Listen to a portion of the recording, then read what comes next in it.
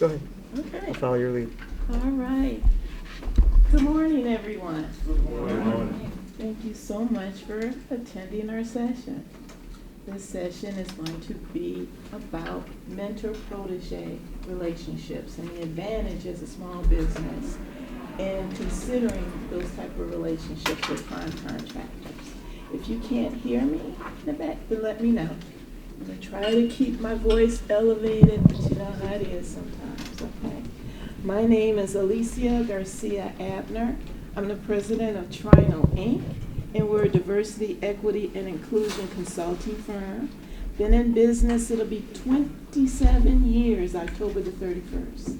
And it has been a treat, not a drag. That holiday is my husband's favorite holiday. My husband is here, and his name is Garcia-Abner. He'll be taking pictures so that everyone knows pictures will be taken. Okay. My associate also is Melissa Williams, who's in the back. And that person back there who's by the door, in Esperanza, someone's trying to get into the door, is Esperanza Ramirez, and she is a project manager with the team.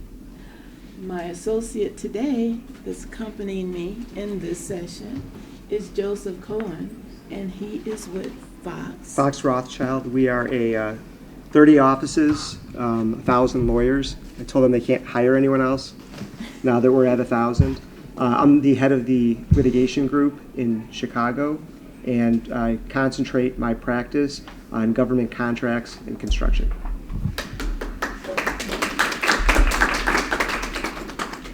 Yes, so we're really excited to share this information with you. As a DEI consultant, we're always pushing for opportunities for minority and women-owned businesses, as well as on the workforce.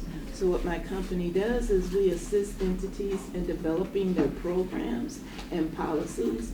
Then we assist in the facilitation, implementation, and we also monitor and track those programs.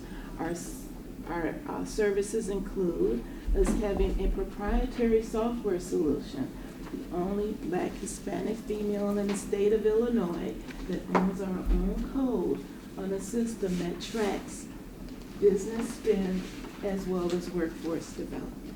Okay. And that we've joined partners with this gentleman here, because I'm not an attorney. I tell people that all the time. She's always bragging.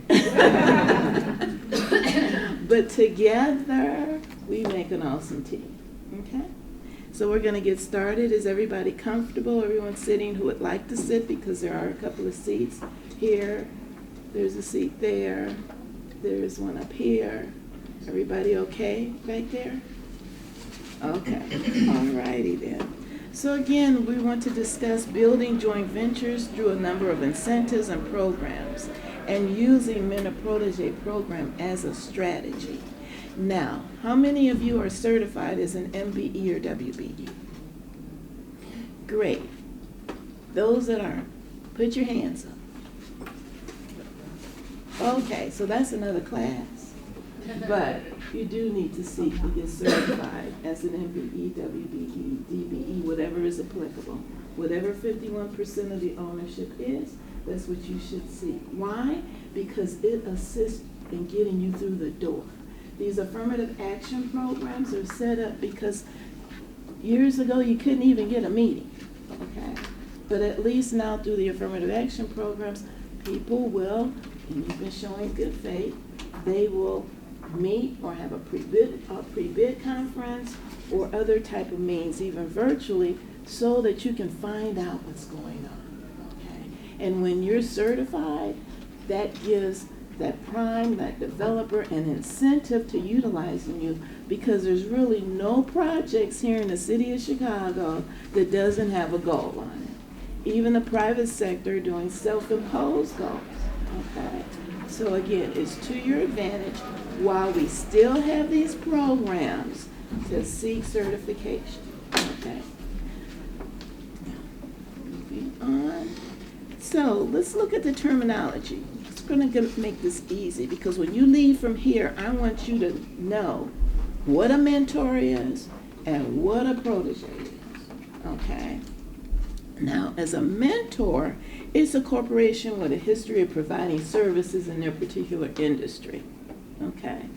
They're huge. You like to work for them generally if you're looking at being a subcontractor. How do you partner with them?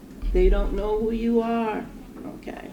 Protégé, that would be you. If you're a small contractor, you're asking them to bring you on for consideration so that you can learn a little bit about what they do.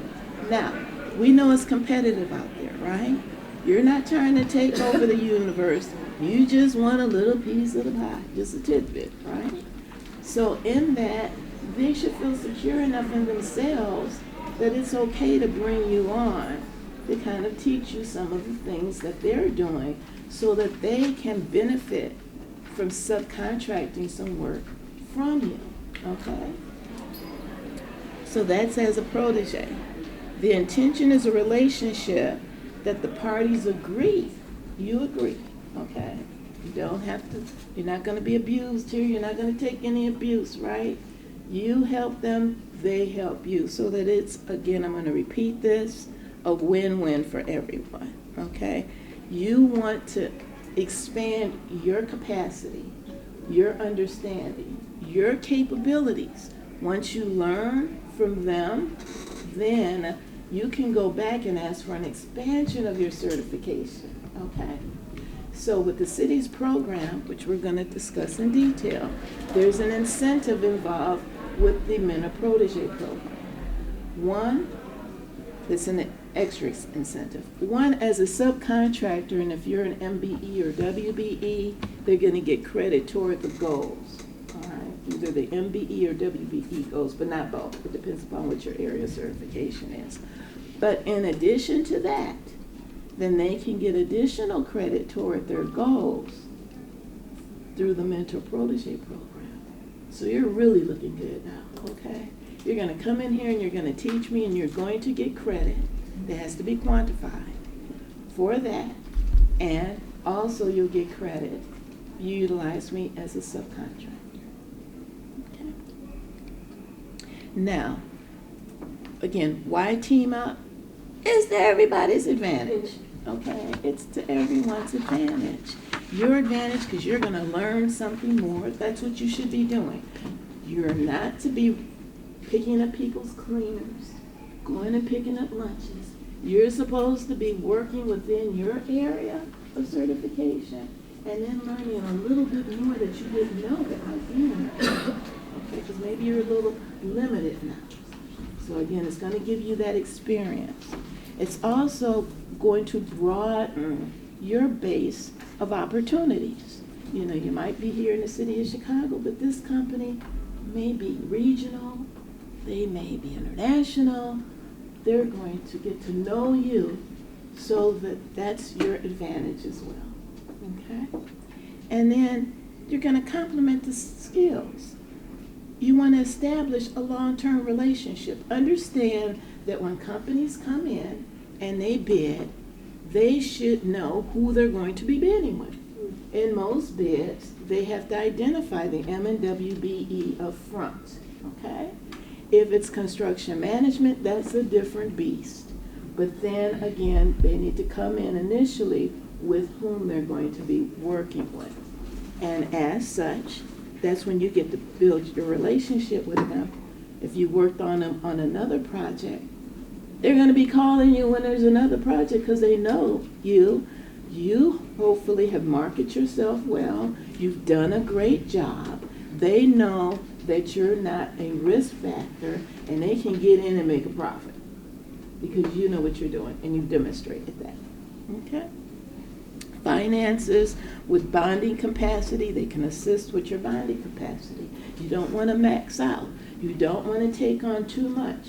You don't want to take on a lot of projects and then you do not have the staffing or the capacity or your bonding is tapped in. Okay?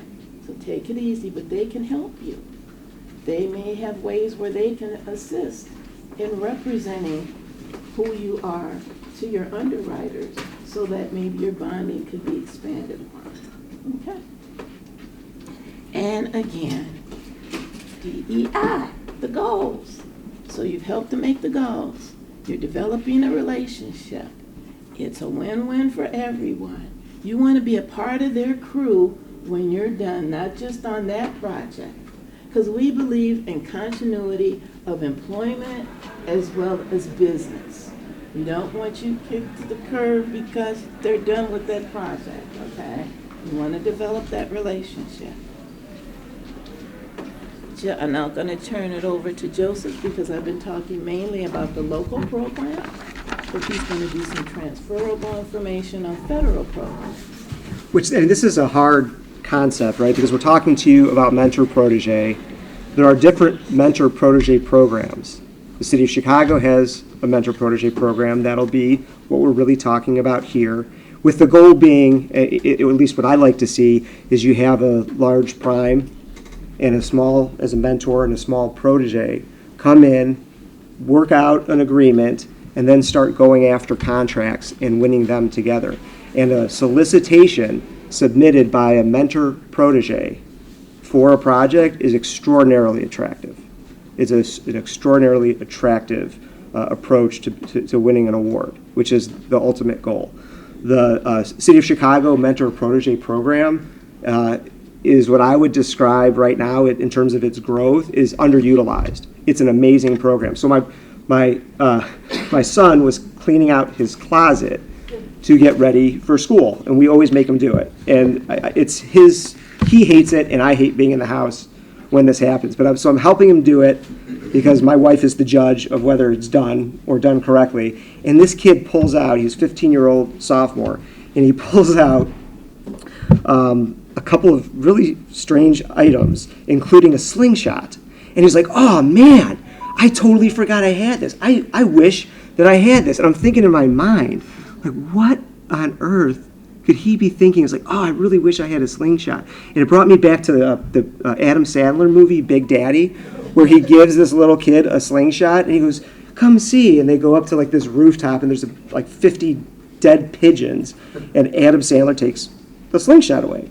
And so the reason I raise that is because this is something that kind of feels like it's great. We really wish we had it. Maybe not like a slingshot, but wish we used it.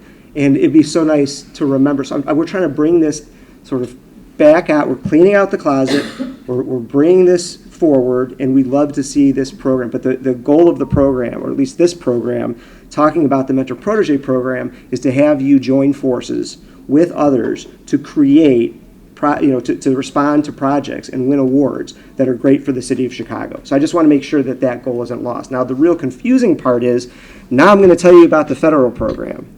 Okay, and it's a little unfair because it is a developed program for a much larger range of services and more more participants. The SBA, the Small Business Administration, which actually was here and is at their booth, so I'd encourage you to go talk to the SBA. So the federal program, not the City of Chicago, the federal program, under that, a large mentor can form a joint venture with a small business. And what they do is they create this entity. The two come together as one. It's like a lovely dating romantic story. But the two come together as one, and they can compete on set-aside work. I could spend a whole day talking about affiliation and how it's utilized and how the SBA looks at it, how courts look at it. I'm going to skip over that and just generally tell you that if entities are deemed affiliated, they're like combined together and they count as one. So if you don't do it correctly and you're a small business and you're deemed to be affiliated based on ownership, again, extraordinarily complicated concept, but just think, if you're a small business and you do something wrong and they tie you to a larger business, then you can't go after these federal projects that are set aside for MBE, WBE, small business, or service disabled veterans. You would blow that by affiliation. So ordinarily affiliation is a good thing if it's the two of us. I don't know if she wants to be, associated with a lawyer, but if she did, usually you think of affiliation as a good thing. It can be viewed negatively if it's not done properly. But if done properly, a mentor-protégé will take this large prime contractor and allow them to go after smaller projects that are set aside for these small businesses. And the large prime contractor, and there's a couple in this room, but the large prime contractor will be deemed small. So they can go after and get a $35 million, $45 million project that's set aside for a smaller class of the group. And the reason that the federal government does it that way is because the federal government wants to incentivize mentors who have very sophisticated operations. They know how to do government contracts to bring in new entrants. Because let's just face it, at least in everything that I've seen, in all facets of the world, including picking up the telephone, now I'm going to sound really old, everything's gotten more complicated. The barrier to competition is more complicated. Everything is so much more sophisticated, at least for me it is. And because of that level of sophistication, it's great for mentors who do this all the time. They already have these systems institutionalized from within. So they can bring along a protege who's just learning, and that protege doesn't have to subject themselves to the cruel, harsh world on day one. They can learn, they can be trained by the protege without breaking affiliation. So the first good thing about the SBA, again, sorry, not the City of Chicago, just, this is just an appetizer. We're just teasing you for the City of Chicago incentives, is that a large prime can go after small set-aside work. It also allows the mentor, and there's a little bit of an equivalent to this in the City of Chicago, to invest in the protege. Mentor walks by and is like, you know what? This protege, this MBE, this WBE, it really has a great business model. We love it. Maybe it's something we don't do, or we've been subcontracting out. Maybe it's something we don't do as well. So what we're going to do is we're going to acquire the mentor. The large prime will acquire a 40% stake in the protege. The SBA rules allow that. And now this protege, this MBE, WBE, still keeping its small stature, can have this influx of equity to go out and invest in projects and invest in work and invest in its resources. Is that as like a formed entity joint venture? Correct. So, and this is drilling into the weeds, but what you would originally do is you would enter into a mentor-protege agreement. That's the first thing. And then as you're going after projects, you would then enter into a joint venture agreement with specific terms to govern the parties' relationships and how they deal with one another. And one of those terms could be an equity injection into the small business. But do you have to be a joint venture for that? Technically, for the federal program, you don't have to be a joint venture as long as you have the mentor-protege agreement together. But more often than not, then the joint venture agreement sort of sets those boundaries. And so I don't have a mentor-protege agreement where I also haven't done a joint venture agreement. But if you're asking me in the academic, theoretical world, could you do that? You could. But you most want a joint venture agreement to say, okay, here's what we're going to do. We're a mentor-protege. We're going to come across this project. We're going to bid on this project. And then once it's awarded, the joint venture agreement will establish how we govern and what we do. Another question. I'll handle a couple questions on the federal. I just don't want to dig too deep on the federal. You can come see me after because it's going to confuse. And I want to make sure we're focused on the wonderful program that the City of Chicago has. But go ahead. Just for clarity, the joint venture is the agreement to have a relationship on a project. It's not a separate legal entity. Correct. Okay. Correct. That's a good way to characterize it. I have one more question. Sure, absolutely. This might apply to City of Chicago too. So if a mentor can get 40% equity stake into a protege without affiliation concerns, I know this is federal, what is the percentage? So say I'm 100% WB and I hook up with some ABC, large ABC prime. Okay. And then we get awarded $1 million contract. How much of that contract is then considered WBE qualified? Well, I guess the key component is so that can depend. See me after, This is why I hate this. That's why you hate it. This is why I hate this because no one can get into it because it's too. It's not that it's too confusing. It's just that there's a lot of combinations and permutations.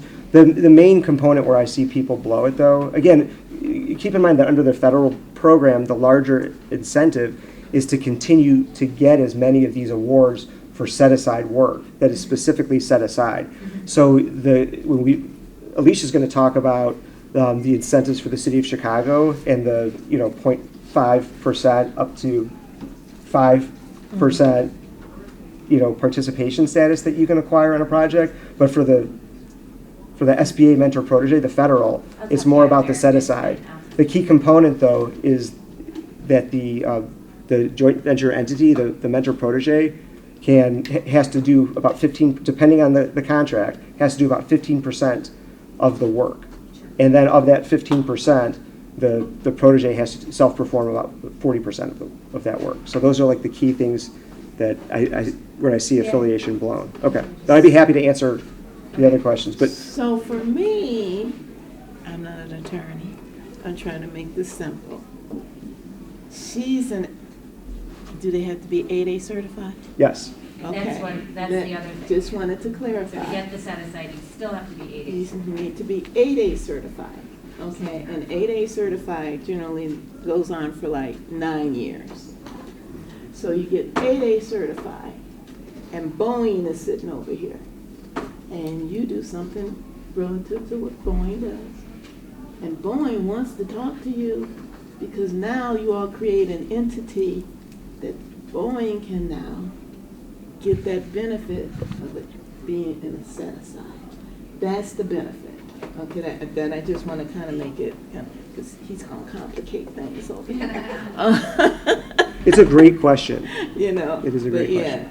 You got to be 8A certified. It's great being 8A certified. When you apply for certification, apply for all certifications, okay? MBE, WBE, DBE, SBE, everything. Because one thing in common, they're all going to ask you, have you ever been denied certification?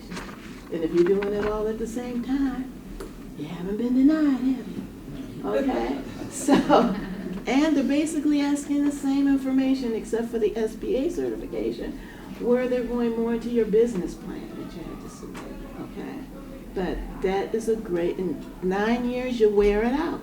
You find these relationships, they want to be with you because now they can bid on stuff and get that benefit. There's also a bidding benefit, right? Correct.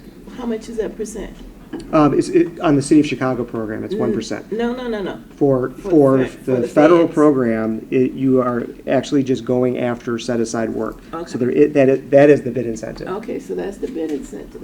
And I'll explain the bid incentive in a moment, both in concept and as applied to City of Chicago. Okay. Or maybe we should just go there now. It's a Yeah. good segue. Okay, why don't we jump to that? So the City of Chicago incentives, the City of Chicago is not setting aside work for mentor-protégés. But what they do have is a city preference consists of an artificial price reduction. This is, I don't know, it's so hard. It's once you get it, the concept, it's very easy to understand, but to describe it is a little bit challenging. So the first thing to keep in mind, it's an artificial price reduction. I'm going to show you with numbers. Even, I know, everyone's giving me the raised eyebrows. So that's one, artificial price reduction.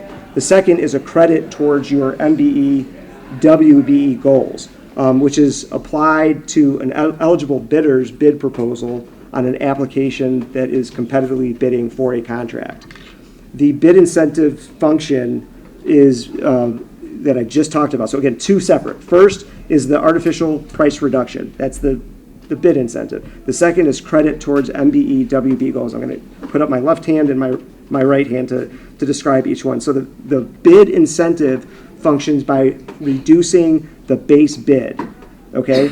You are reducing your base bid, and you are competing based on that artificial reduction. Your contract price, if you're awarded, remains the same. It is not reduced by the artificial price reduction.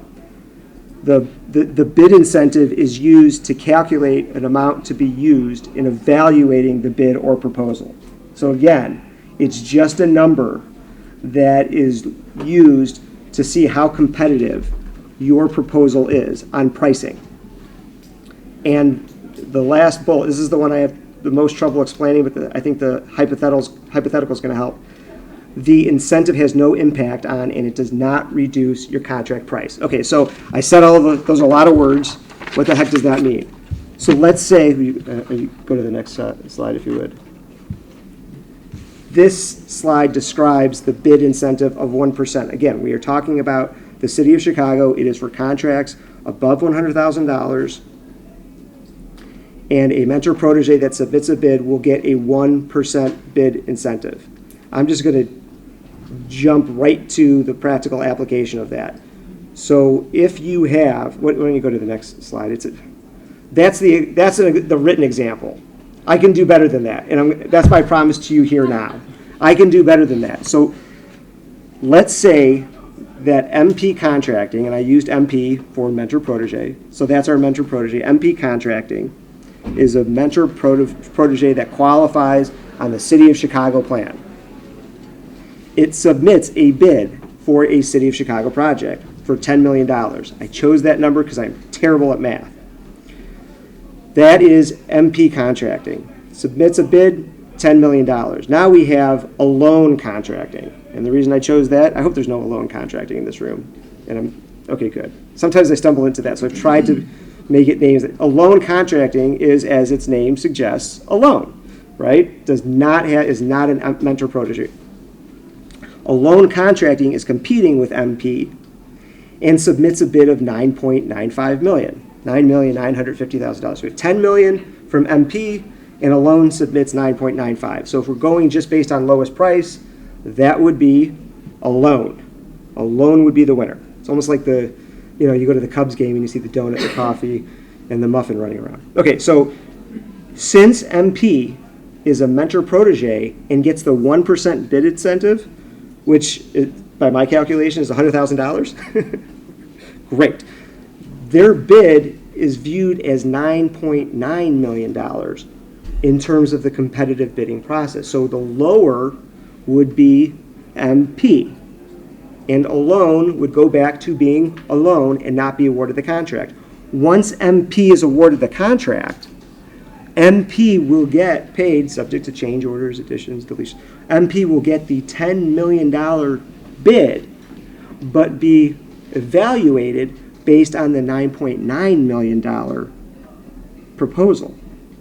Questions on that?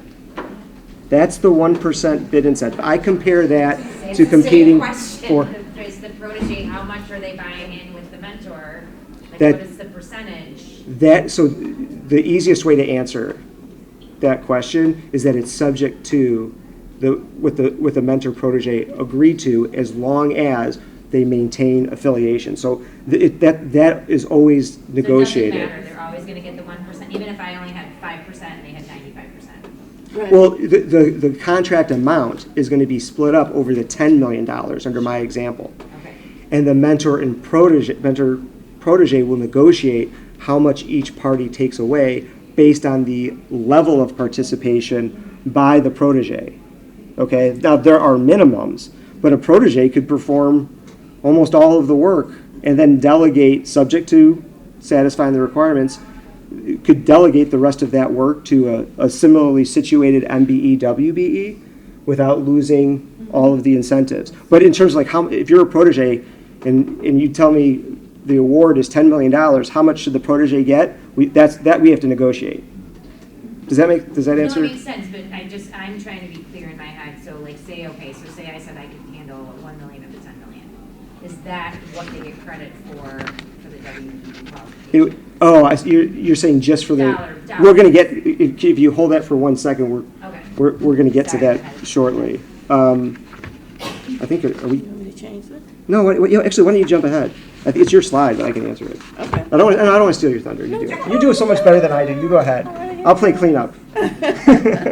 So, what Joseph has just explained is in utilizing the mentor protege example. If you go into that, there's 2 incentives built in there. One is bid related, and the other is going to be relative to applying credit toward the goal that is set on the project, okay? And that appliance of that bid related is similar to what the city has, which is called the canvassing formula. Are you all familiar with the canvassing formula? The canvassing formula is generally when you look at bid solicitations, not RFPs. And in the canvassing formula, Melissa back there, she bid $1 million. But she says she's not using any minority journeyman, apprentices, or laborers. and I bid $1 million, and I say, yeah, I'm gonna use some minority journeymen, apprentices, and laborers. And because of that, and we're still at $1 million, mine, given that credit, is gonna be 900,000. Okay? And since I'm 900,000, I'm gonna get awarded the contract. I'm still going to get $1 million for the contract. But what the incentive was, I committed to using minority, journeymen, apprentices, and laborers. Now, if I don't do it, I'm gonna be assessed penalties. Okay? So you don't do it if you can't do it, because you're gonna get hit. Same as what Joseph just mentioned, but in the mentor-protégé situation. The bids are going to be given a consideration of being a little lower because you've committed to utilizing a mentor, a protégé. You need to have that agreement in place though, okay? Or at least some semblance of it, because we know how bids go. They put them out, 2 weeks later, they're due, right? Sometimes it's a little hard to move that fast. So it's an incentive to encourage those relationships with a number of companies that you know that are similar in your space, and let them know, you know, if we set up something right now, it's dependent upon the project. We set up something right now, when you're ready to bid on something, we're ready to go because we already got an agreement in place, okay? And it's tied to whatever that project may be, okay? All right. Now, in that, you want to take any of my... No, but I want to focus on I think her question is really related to the participation credit. So Okay, feel so free to jump into the 0.5. So the 0.5 is, again, of that participation credit, 0.5 of that value can go toward the goal. That's an incentive because you're in a mentor-protégé. In addition to you doing subcontracting work, okay? So that's separate. So remember, one is we're going in, we're submitting a proposal, I'm trying to beat you out, okay? They're trying to beat somebody out. They commit to utilizing you as a protégé. They're gonna get a little credit consideration on that, okay? You go in, now, you won. They're gonna get credit toward using you because you're a certified MBE or WBE anyway for the work that you self-perform. There is a certain amount that has to be self-performed. I believe it's 1%, okay? You wanna go in and try and get as much as you can, but understand they have different trades involved, so they're gonna be splitting up that gold percentage with the other trades also that they have to spend.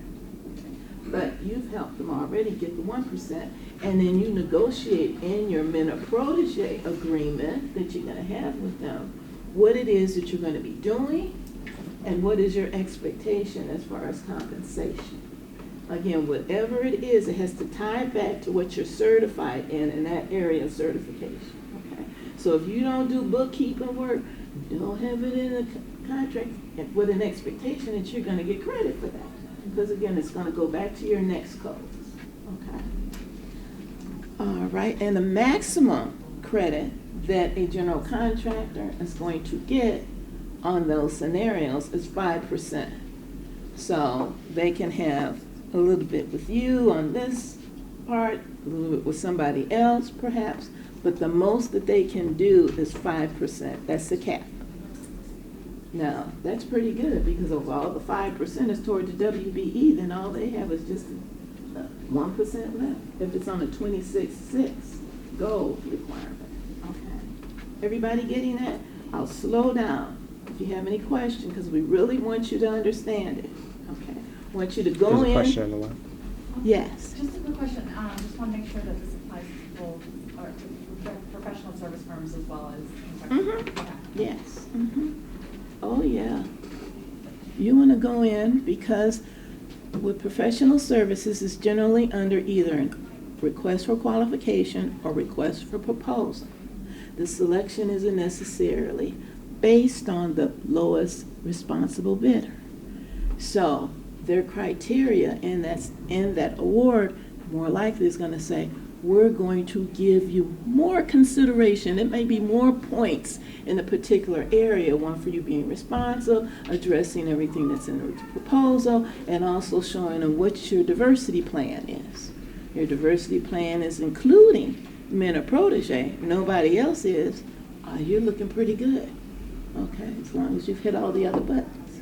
Yeah, and the way to distinguish this from the 1% bid incentive, I like to think of the participation credit as 0.5% participation credit for every 1% value of the contract self-performed by the MBE or WBE, up to 5%. So 0.5% for every 1%, up to 5%.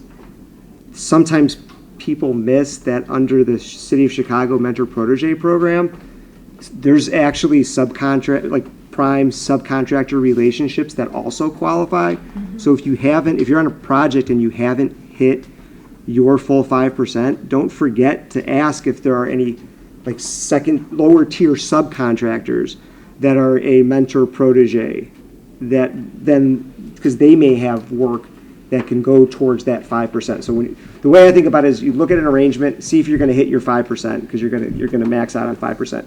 Do as much as you can anyway, because it's good. That's the right thing to do. I think a diverse workforce creates a better product. So but in terms of the incentive in the sort of the accounting to make sure you're utilizing the program effectively, try to see if there's a way that you can maximize and at least hit that 5%. And if you're not, then take a look at the next layer of subcontractors, because there's a way to hit that participation credit through a prime sub relation or a lower tier sub relationship. That would be for another day, but I'd be happy to talk offline with anyone on that. I think we're way behind our slides of it. Okay. Of course. Okay, so how does a bidder apply for the incentive? One, in the document, it's going to identify different schedules. So make sure that those schedules, along with your prime, are completed. Okay. The requirements are a number of them. So with this, the prime enters in. You've got to have that mentor-protégé agreement. Again, try to encourage to have some in place early, even before the bid. Okay. If you can't do that, then see, as a number of you probably know, if you've gone through the bidding process, there's a process where it says ask questions, right? So ask questions before that due date and say, we'd like to entertain them in a protégé vote. Do we have to have the full agreement in at the time that the bid is submitted? If the full agreement doesn't have to be in because you've got a short timeline, then at least put documentation, make sure documentation is in there that indicates that this is the type of relationship that you want to have. Okay? Yes. So is there a specific form for this, or is that just an agreement that you create between? The City of Chicago has like a sample form that will probably be in the solicitation if you'd like to do a mentor-protégé. There's also a link online to a basic template form that you can utilize. What I would suggest if you're in a time crunch, because you want to get that approval for the program, I would suggest submit a basic mentor-protégé agreement that satisfies all the statutory requirements and guidelines from the City of Chicago. I can help you do that. I can also point you to where those are listed. But you fill out the basic, you can always amend and supplement the agreement to have the detail that you would need for a specific project. So, if the deadline's approaching, you think this is going to be a great mentor-protégé opportunity, then I would recommend, but there's just too much detail to work out, because you know how long it takes lawyers to do things, and it's not my fault. It's because the other lawyers making me go back and forth so they can keep billing for the work. But you can do a bare bones template mentor-protégé agreement that technically satisfies all of the requirements, that is approved by the chief procuring officer, and you can get that done, and then you can work out the details later. Okay. Does that make sense? It does. And you don't have to remember all of these requirements. We have them committed to memory, so if you call us, we can quickly walk you through this. So to submit this, that's found on the procurement site, or is that on SBA? Or There's a link. It's actually in the handout materials. There's a link to the form, and on the form it tells you where and how to submit it. But that would go back to the procurement office. Not in those documents, but we're gonna show you where you can get that link. And in the solicitation documents, they generally, you know, they're huge, right? You're like, oh my God, oh, forget it. But don't forget it. Go through one of the forms. One of the forms in there will be a Schedule D for Mentor-protégé. Is that link on these documents? No, There's a separate handout, but all you have to do is, I don't promote Google anymore, so go to your go to the search engine of your choice. If you type in Mentor-protégé City of Chicago, it will lead you to I think it's like a 2018 guidance manual, and I think it's the last page of that manual has the link that you can click on. This is what it looks like. I know. He's playing this one. It's on one of the last few pages. It's not, any search engine will take you there. Yeah. Okay. All right, the mentor, so we talked about what the protege has to do. The mentor must understand this is equal access. The mentor has to possess a healthy financials as well, and they demonstrate that their willingness to have this program, not just to get through the bid process and win, but they really want to do this, and it's going to be a part of the corporate DNA. And they can impart the value of the protege through the lessons learned. You want to learn in this scenario, okay? So when I was the director of certification, which I was in a previous life, I was the director of certification for the city's MNW DBE program. Some time ago, I was a baby. And then I was director of contracts management for Chicago Public Schools. But what I would tell folks once they got certified, they said, okay, I'm certified, nothing's happening. Well, they're not gonna knock on your door. You gotta market yourself, okay?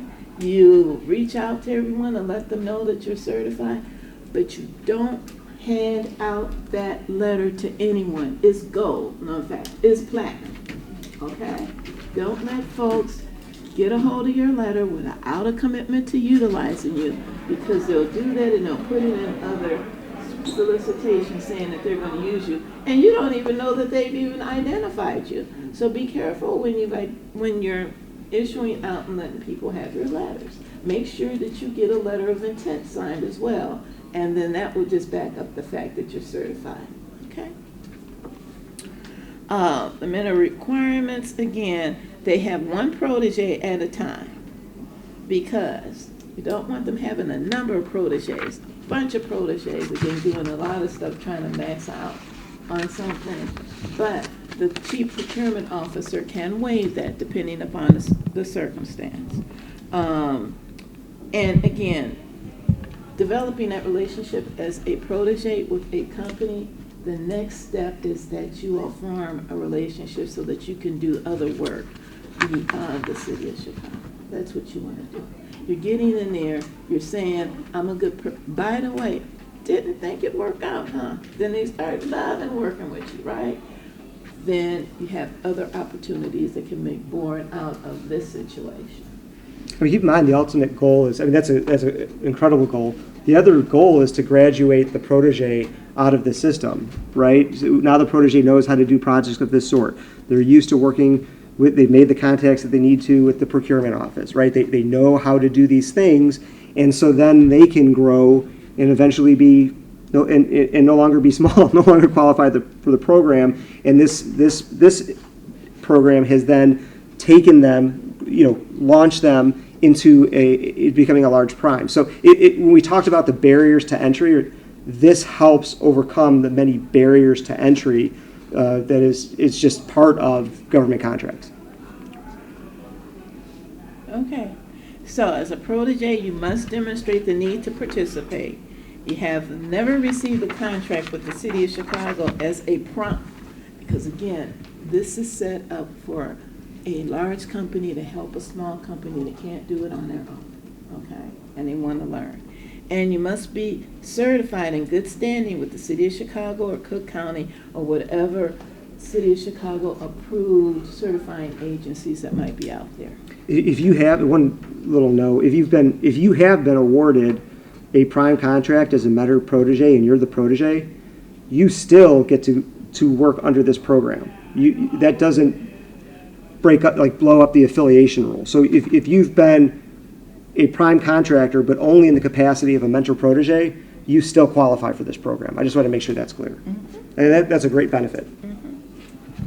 And again, you can really only have one mentor at a time on any one project, okay? On any one project. You can be on another project, but you on one project, okay? And generally the rule also is mentioned there, any subcontractor that is being utilized by the prime for over $5 million on a city contract, then they don't consider that you really need any assistance if you're getting contracts that are over $5 million. And I think that that's something also that you could petition the CPO about, okay? And that's the chief purchasing agent. Okay. Yes. Does this also work for, I got a GC firm and construction management, does it also apply, the mentor-protégé program for GC or construction management firms? The easy answer is yes. And it's the right answer. Now. You have to watch what a lawyer says. No, yeah, that's correct. Everything is contingent upon you having a good agreement, okay? And please, read your agreements. Even if you're applying for what the city of Chicago has, which is target market, because you're talking about professional service there. They don't target market construction related work. But for professional service, if they target it, then they have to have at least a certain number of certified MBEs or WBEs in that area of service. Then they'll go out and they'll just direct that to those certified companies. Okay. So when you do that, then you're responsible for reading that document. Okay, so when I started my business 27 years ago, first thing I did was I got an accountant, because I knew Uncle Sam wanted his first off the top. I got an attorney, and I got an insurance broker. Those are the three prime. You need other things, but those are the three prime things that you need, okay? In that, read the agreement and the solicitation.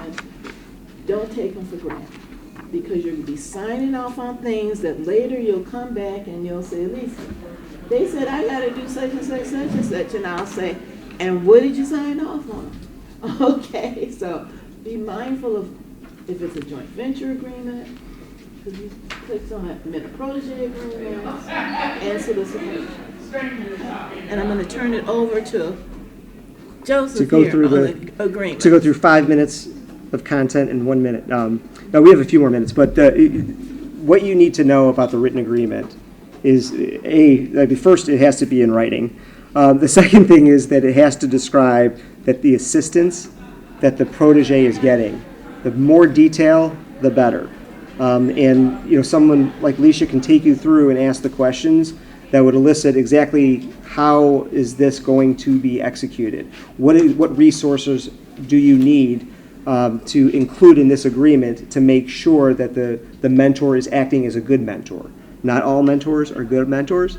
Not all protégés would be good protégés. And the funny thing is, I really do think it's like dating. Sometimes one good mentor will not work well with another good protégé. So matchmaking is a key component of it. In general terms, if you go to the next slide, what's my spend have to be, or how much do I have to put into to this mentor-protégé? You can leave it. I don't need it.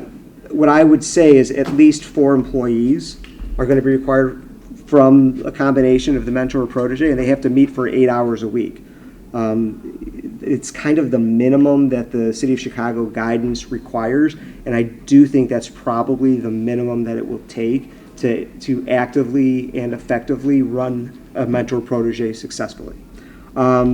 You should know that the city encourages the primes to have a plan, detailing how the mentor and the protégé will work together on governmental and non-governmental projects alike. So this can and should spill over into other projects. And the chief procurement officer, again, can determine that there's a considerable amount of discretion that the CPO has, the Chief Procurement Officer has, in actually setting the participation credit or bid preference.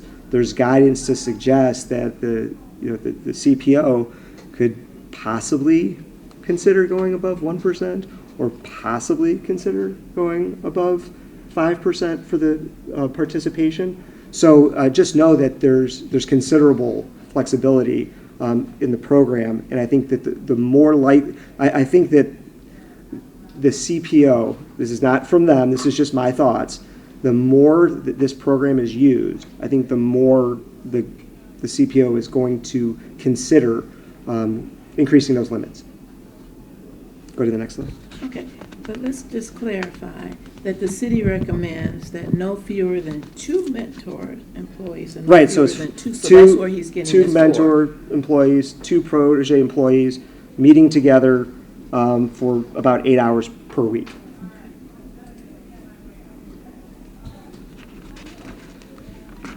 The mentoring agreement, these are just, there are so many things that could be included in this agreement. Again, if you're short on time, you would do a bare bones agreement, and then you can elaborate on these items, but you're going to want to discuss what management and technical assistance the mentor is going to be providing. You're going to want to discuss, is there a financial contribution, equity or capital injection that the mentor can make to help the protege? What type of business development assistance is the mentor going to provide? How about contracting assistance? Again, a lot of the larger primes that do work for the city of Chicago, their knowledge is in how they do something is institutionalized. And it actually changes. The procedures can change from administration to administration. So having the protege employees watch the mentors actually go through and communicate with the city of Chicago, or even do a pay application, could be really helpful. And then finally, what about the general and administrative assistance? What type of back office support would the protege need to effectively run a City of Chicago project as a successful prime? Okay, so with all that said and done, what's very important to any of these entities is reporting. Okay? So we have to have clear information documented so that we can substantiate that you adhere to the program requirements of the Mentor-protégé program, because that's going to tell it. Did you meet? When did you meet? What did you get out of it? How would you like to see some improvements in it? It's, again, that dialogue between you and the mentor to see that you are benefiting from it. And you want to dedicate folks to your program, that someone in your office that you really, really want, and you should sit in on it too, okay, as the owner, so that you can understand the program, you can give guidance to the program. There's generally quarterly affidavits that are required, and the affidavits need to be executed by the owner or the principal who has authorization to sign. And it should include the names, dates, hours, subject matter, just what was going on, when you met, how many hours.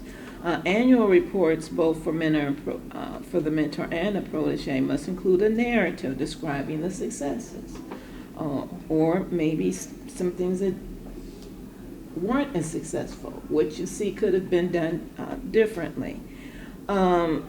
Any technical assistance that you received, any loans that you received, any investments, all subcontracts awarded by the mentor. And hopefully, even outside of this, they would have utilized you as a subcontractor maybe on other projects that they may have. Because again, that's the key. You want to be a part of their team so that they look to coming to you when they get other projects, not just public, but maybe private. A lot of our private sector clients have self-imposed goals, okay? And in those self-imposed goals, they want to see that collaborative. We didn't touch on this, but even on the federal side with the Department of Transportation, they have mentor-protege programs that they do encourage. And in those mentor-protege programs, it's generally a lot with engineers and architectural firms, but they can also do that with contracting firms. Again, those owners, like we have a couple of clients, one is Norfolk Southern or CSF. The railroads are looking for this. The railroads do an annual report. So everybody out there is reporting on how they're impacting the community at large with the businesses as well as with the workforce. Just so you know, the hack for, it looks like a lot, it's like quarterly affidavits, annual reports, it seems like a lot. The hack to me is that if you're meeting and you know, a certain amount of time per week, if someone's taking minutes of those meetings, you can then, it's not hard then to prepare the affidavit and the annual report off of those minutes. So I know that it looks daunting on paper, but it's really not that daunting or difficult when you're meeting as a mentor and protege together. On a quick show of hands, is there anybody in this room? Is there anyone in this room that does not like sports or Oprah Winfrey? I've not met a person that does not like sports or Oprah Winfrey. And the reason I raise that is when you think about mentors and proteges, right? So for Oprah Winfrey, Maya Angelou was her mentor. I mean, what a great protege, what a great mentor. For sports, right? Like Michael Jordan mentored Kobe Bryant, both amazing. So Steve Jobs, and Bill Gates, right? And then Warren Buffett and Bill Gates. So I mean, when you look at amazing mentors and proteges, it really says something. I do think this program will create a synergy, hopefully like those, and we'll see some great proteges graduate out of this program and then become mentors. So, any questions? Yeah. How do you join the program? Like, how do you find out about getting involved in the Chicago Mentor-protégé program? So it is a program that is an incentive offered by the city. Right. So key here, and before I get into this, I want to make sure everyone signs in. I actually want to answer that question. Okay. You should become a member of Chicagoland AGC. Mm-hmm. Yeah. You'll notice that the logo is on the materials. Right. It's a great way. There are other amazing associations as well, but Chicagoland AGC is you go to a networking event. If you're a protege looking for a mentor, you'll meet a mentor. If you're a mentor looking for proteges, great proteges. Mm-hmm. So it's almost like dating. So go out into the world, date, look for somebody. We could also give a whole session on how you would find that person and what the due diligence would look like. But the easiest way is to find your match from an online dating, right? And then try to get married. And then you would call somebody like Alicia who will help marry you. Great. And when she needs my help, I'm happy to be a resource. Yeah. Does that answer your question? The divorce. To divorce? No, we're not talking about that. Today, we're talking about wonderful mentor proteges. But will everyone please make sure that you sign in, because then we will send You can meet somebody online. Yeah. I don't know if it's the right person for we will you, send the but you could always meet information someone that we online. talked about today, if we have your email and your contact information. Also, we have a number of USB drives here, and you can take some. They have some of our handouts relative to some of the services that we provide. Now, going back to, there was a question here about where, and Joseph answered that. The executive director of HEC is here, Tom Kuklich. He's in the back. He can raise up his hand. Again, you want to affiliate yourself with organizations, professional trade associations, because they know what's coming out. Okay, they get a listing, they get a notice. They'll notify you. They also offer some technical assistance for their membership. Okay, so you can't do this alone. And look at your emails. You get inundated with your emails, but that's where you can find out what's going on. And then you develop the relationship. And when you know about an incentive like today, what did we talk about today, everyone? Help me here. Okay, we didn't talk about joint ventures. That'll be another session. We talked about proteges. Okay, all right. So in that, again, the city has an incentive.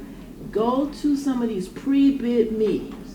If you know that there is a solicitation out and you would be a part of maybe one of those subs that prime would need, you go there and you network. And the city always puts on their website who has attended the pre-bid meeting. Okay? And I just want to acknowledge John O'Brien, City of Chicago, Procurement Department, he's a wonderful person. Way back. Thank you so much for your questions, very thoughtful questions, and enjoy lunch.